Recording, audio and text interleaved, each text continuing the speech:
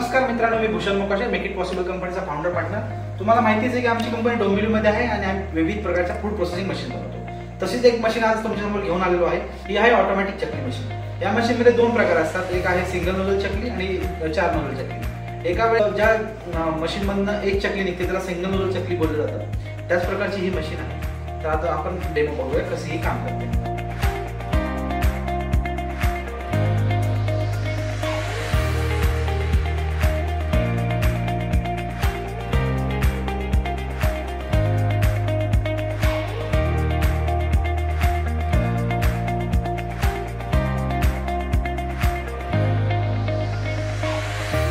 तर मित्रांनो, बघितलं आपण कशा प्रकारे काम करते। सिंगल फेजवर चालणारी मशीन आहे, अगदी घरातून तुम्ही यूज करू शकता।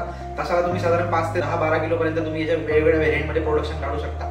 अगदी तासाला तुम्हाला जर बल्क क्वांटिटी मध्ये पाहिजे असेल तुम्ही ही सिंगल हँडेड यूज आहे, अतिशय वापरायला सोपी आहे आणि मेंटेनन्स या मशीनचा कमी आहे। अशाच प्रकारच्या अजून जर तुम्हाला व्हिडिओ बघायचे असतील किंवा तुम्हाला जर दिवाळीमध्ये चकलीसाठी बिझनेस करायचा असेल तर तुम्ही आमच्या चॅनलला सबस्क्राईब आणि फॉलो करू शकता।